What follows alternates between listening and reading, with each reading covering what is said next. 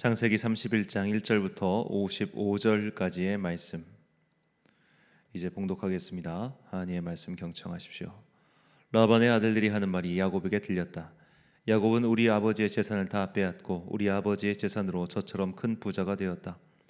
야곱이 라반의 안색을 살펴보니 자기를 대하는 라반의 태도가 이전과 같지 않았다. 주님께서 야곱에게 말씀하셨다. 너는 내 조상의 땅 너의 친족에게로 돌아가거라. 내가 너와 함께 있겠다. 야곱이 라헬과 레아에게 심부름꾼을 보내어 그들을 가축대가 있는 들로 불러내서 일렀다. 장인어른께서 나를 대하시는 것이 전과 같지 않소. 그러나 내 조상의 하나님이 이제껏 나와 함께 계셨소. 당신들도 알다시피 나는 있는 힘을 다해서 장인어른의 일을 해드렸소. 그러나 장인어른께서는 나에게 주실 품삯을 10번이나 바꿔치시면서 지금까지 나를 속이셨소. 그런데 하나님은 장인어른이 나를 해치지는 못하게 하셨소. 장인어른께서 나더러 점 있는 것들이 자네 품삯이 될 것일세 하면 가축대가 모두 점 있는 새끼를 낳았고 줄무늬 있는 것이 자네의 품삯이 될 것일세 하면 가축대가 모두 줄무늬 있는 새끼를 낳았소. 하나님은 이렇게 장인어른의 가축대를 빼앗아서 나에게 주셨소. 가축대가 새끼를 뵐 때에 한 번은 내가 이런 꿈을 꾸었소. 내가 눈을 크게 뜨고 보니 암컷들과 교미하는 숫 염소들도 줄무늬 있는 것이거나 점이 있는 것이거나 얼룩진 것들이었소. 그 꿈에서 하나님의 천사가 야곱아 하고 부르시기에 여기 있습니다 하고 대답을 하니 그 천사의 말이 암염소와 교미하는 숫염소가 모두 줄무늬 있는 것들이거나 점이 있는 것들이거나 얼룩진 것들이니 고개를 들고 똑바로 보아라. 라반이 이제까지 너에게 어떻게 하였는지 내가 다 보았다. 나는 베델의 하나님이다. 내가 거기에서 기둥에 기름을 붓고 거기에서 나에게 맹세하였다. 이제 너는 곧 이 땅을 떠나서 내가 태어난 땅으로 돌아가거라 하고 말씀하셨소. 라헬과 레아가 그에게 대답하였다. 이제는 우리가 우리 아버지의 집에서 얻을 분깃이나 유산이 더 있다고는 생각하지 않습니다. 아버지께서는 우리를 아주 딴 나라 사람으로 여기십니다. 아버지께서는 우리를 파실 뿐 아니라 우리 몫으로 돌아올 것까지 다 가지셨습니다. 하나님이 우리 아버지에게서 빼앗으신 것은 다 우리와 우리 자식들의 것입니다. 그러니 하나님이 당신에게 말씀하신 대로 다 하십시오. 야곱이 서둘러서 자식들과 아내들을 낙타에 나누어 태우고 그가 얻은 모든 짐승과 그가 받단 나라에서 모든 소유를 다 가지고서 가나안 땅에 있는 자기 아버지 이삭에게로 돌아갈 채비를 하였다. 라헬은 라반이 양털을 깎으러 나간 틈을 타서 친정집 수호신의 신상들인 드라빔을 훔쳐냈다. 그뿐만 아니라 야곱은 도망칠 낌새를 조금도 보이지 않은 채 아람 사람 라반을 속이고 있다가 모든 대산을 거두어 가지고 도망하였다. 그는 강을 건너서 길르앗 산간 지방 쪽으로 갔다. 라반은 야곱이 도망한 지 사흘 만에야 그 소식을 전해 들었다. 라반은 친족을 이끌고 이렛길로 쫓아가서 길르앗 산간 지방에서 야곱이 있는 곳에 이르렀다. 그날 밤에 아람 사람 라반이 꿈을 꾸는데 하나님이 나타나셔서 좋은 말이든지 나쁜 말이든지 야곱에게 아무 말도 하지 않도록 조심하라 하고 그에게 말씀하셨다. 라반이 야곱을 따라잡았을 때 야곱이 길르앗 산간 지방에다 이미 장막을 쳐 놓았으므로 라반도 자기 친족과 함께 거기에 장막을 쳤다. 라반이 야곱에게 말하였다. 자네가 나를 속이고 나의 딸들을 전쟁포로 잡아가듯 하니 어찌 이럴 수가 있는가?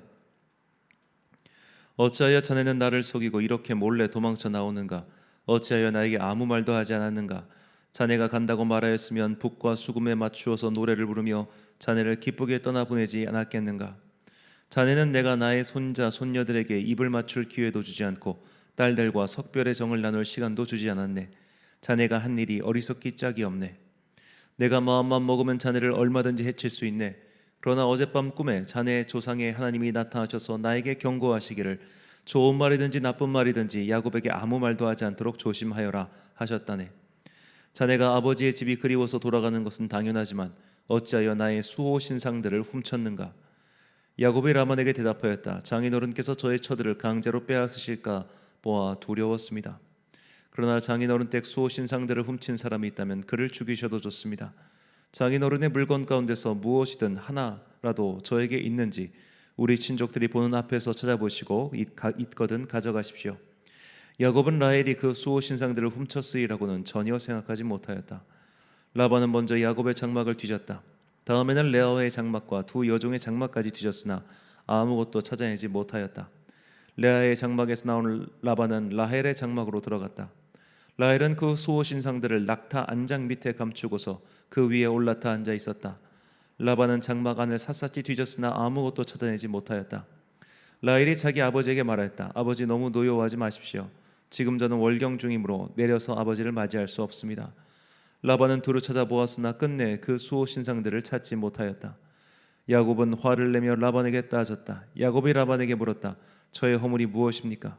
제가 무슨 죄를 지었다고 불길처럼 달려들어서 저를 따라오신 것입니까?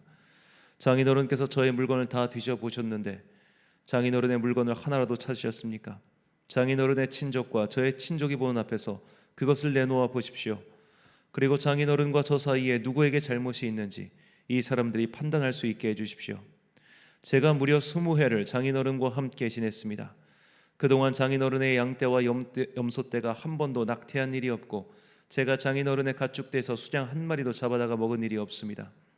들짐승에게 찢긴 놈은 제가 장인어른께 가져가지 않고 제 것으로 그것을 보충하여 드렸습니다. 낮에 도적을 맞든지 밤에 도적을 맞든지 하면 장인어른께서는 저더러 그것을 물어내라고 하셨습니다.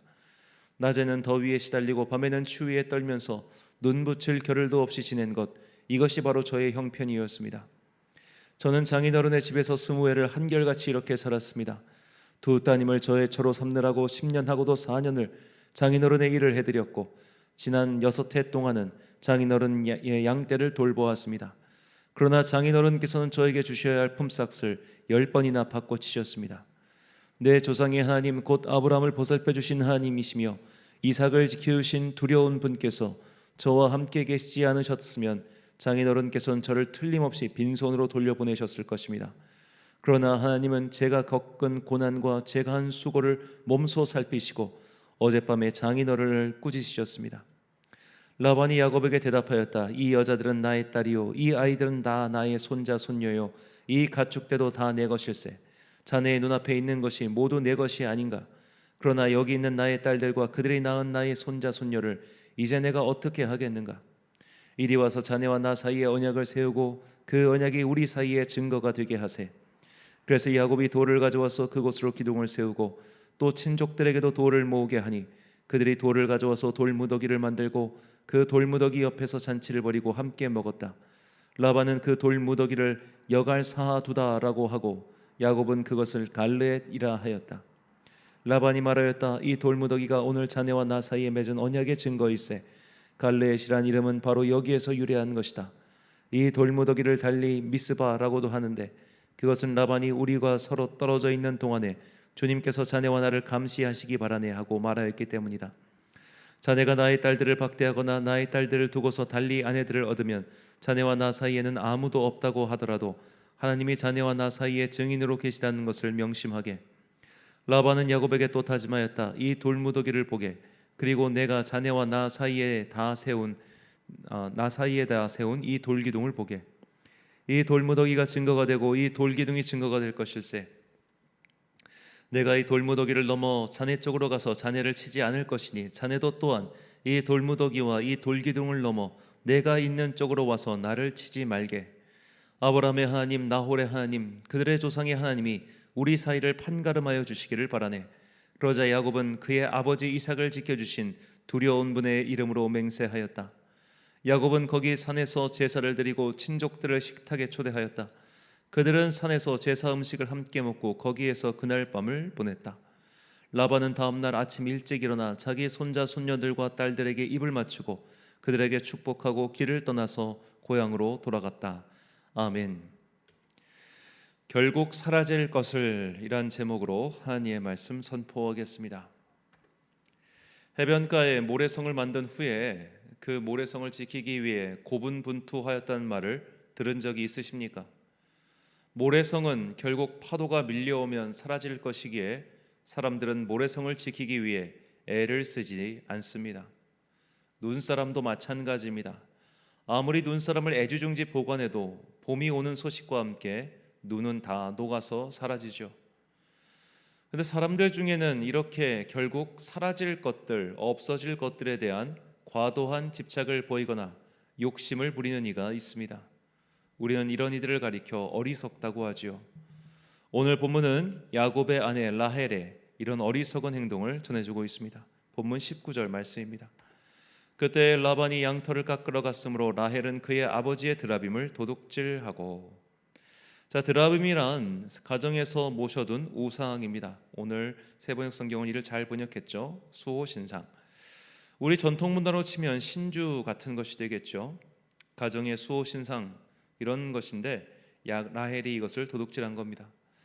아마도 라헬의 생각에는 자기들이 제대로 된 결혼 지참금도 받지 못하고 20년 세월을 살았으니 이거라도 훔쳐서 살림의 보탬이 되어야겠다라고 생각했는지도 모릅니다. 또는 이런 우상을 통해서라도 라반 집안의 복이 자기들에게 오기를 바랬는지도 모릅니다. 그 속마음이 무엇인지는 알 수 없지만 이 일로 인해 그의 아버지이자 야곱의 외삼촌 라반의 추격이 더욱 거세졌습니다. 본문 30절과 34절 말씀입니다. 이제 내가 내 아버지 집을 사모하여 돌아가려는 것은 옳거니와 어찌 내 신을 도둑질하였느냐. 라헬이 그 드라빔을 가져 낙타 안장 아래에 넣고 그 위에 앉은지라 라반이 그 장막에서 찾다가 찾아내지 못하매.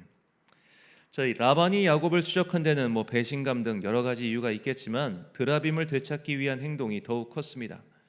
이 일은 결국 라반에게 정당성을 부여했고 온 가족의 생명을 위협하는 그런 원인이 되었습니다. 남편도 몰래 이런 일을 저지름으로 위기를 자초한 것이죠. 그렇다면 이렇게 애지중지 가지고 온 드라빔은 그 역할을 제대로 했을까요? 이 드라빔은 결국 사라져버릴 눈사람과 모래성 같았습니다. 창세기 35장 4절 말씀.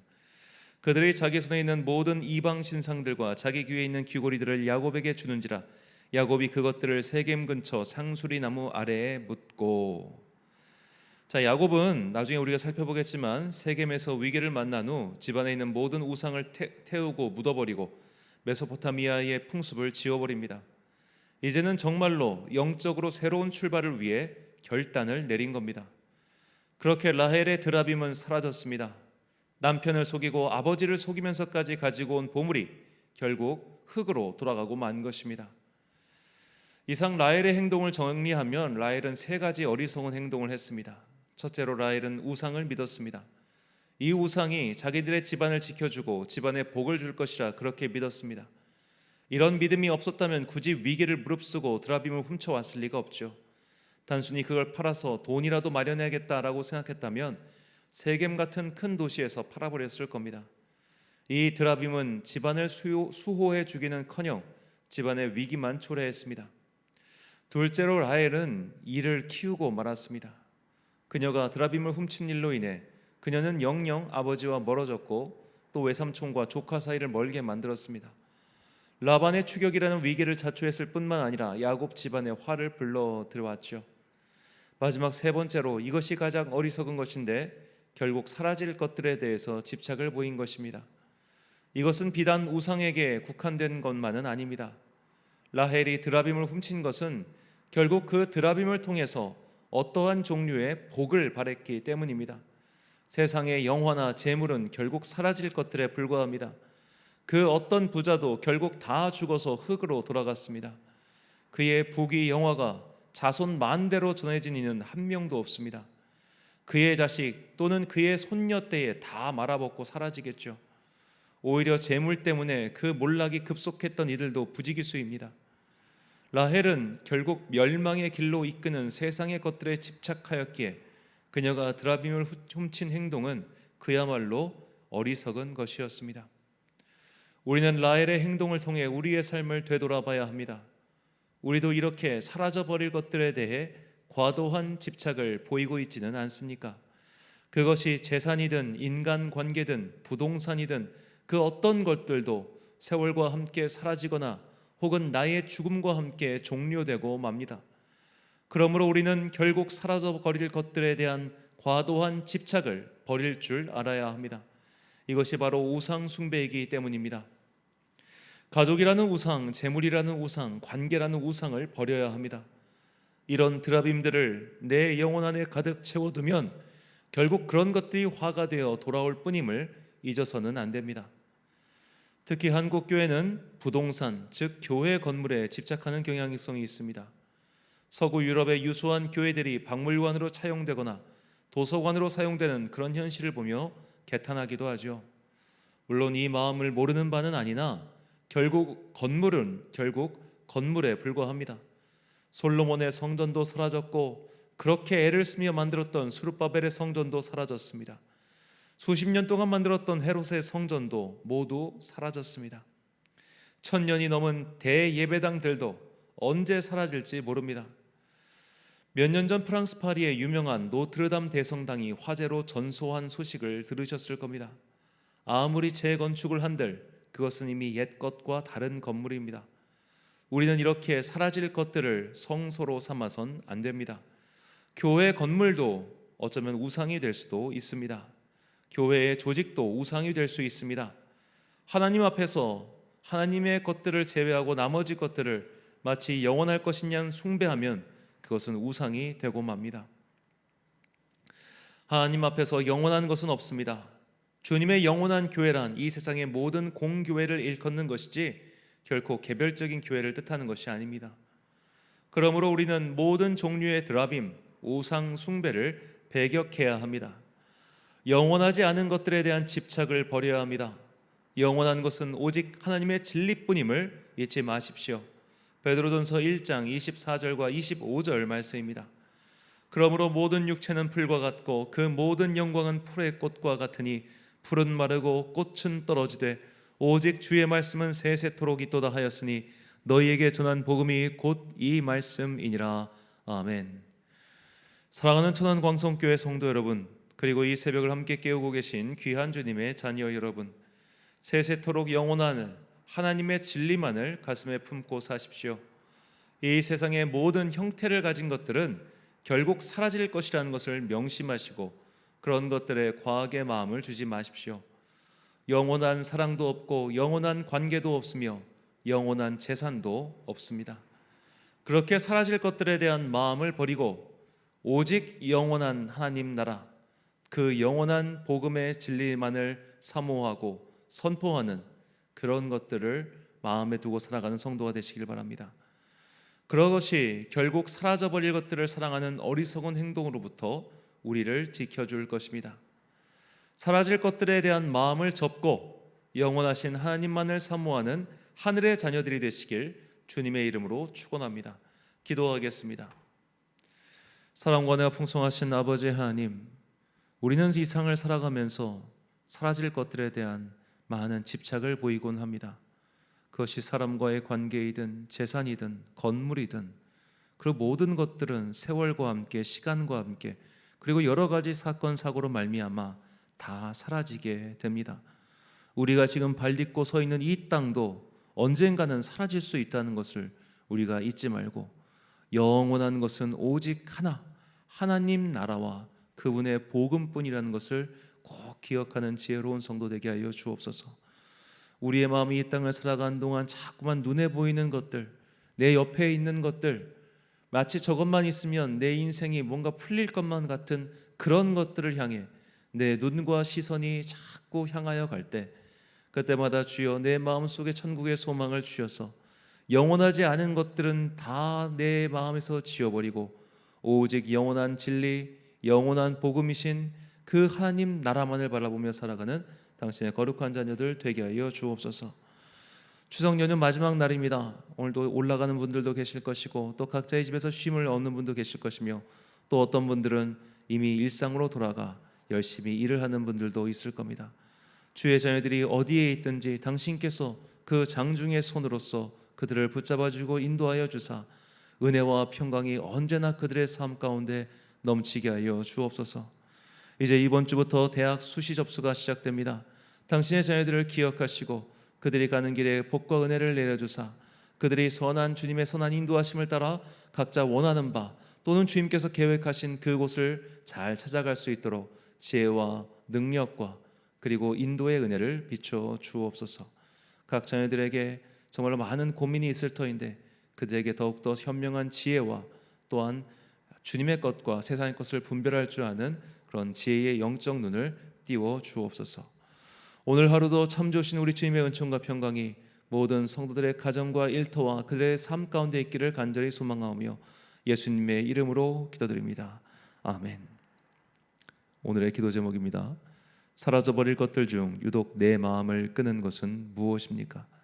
그런 것들에 대한 과도한 마음을 내려놓을 수 있도록 주님의 은총을 구하십시오. 오늘 말씀을 통해 주신 기도의 제목 가지고 묵상과 기도에 힘쓰는 하루 되시길 바랍니다. 기도하겠습니다.